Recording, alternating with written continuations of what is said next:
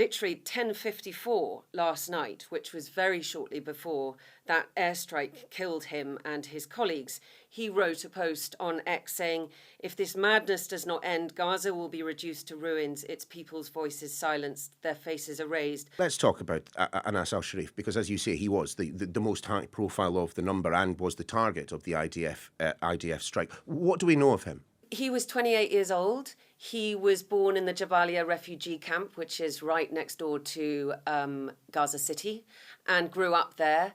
And he's married. He had 2 small children, a wife. His father was actually killed in an attack on the family home in October 2023 after threats had already been made by the IDF against Anas Al-Sharif. But he basically based himself in the north since the beginning of the war. And I think if you remember, Neil, back at the start, the IDF had come in from the north and they'd forced everybody to evacuate further south. But he stayed in Gaza City and he stayed reporting when very few people did.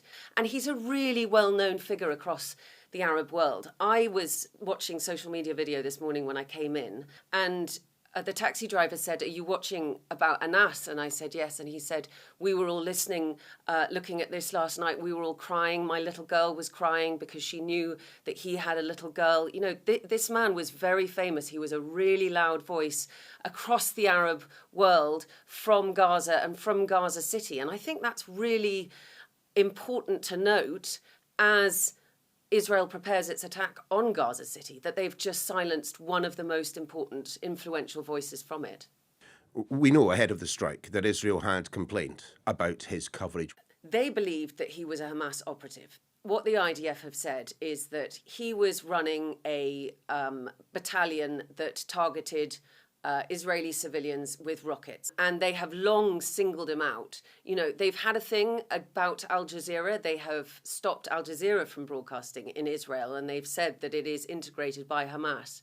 But they particularly singled Anas Al-Sharif out really for quite a long time. He has always said, "What I am doing is what any journalist should do, telling the story from the ground." Literally 10:54 last night, which was very shortly before that airstrike killed him and his colleagues, he wrote a post on X saying, "If this madness does not end, Gaza will be reduced to ruins, its people's voices silenced, their faces erased, and history will remember you as silent witnesses to a genocide you chose not to stop."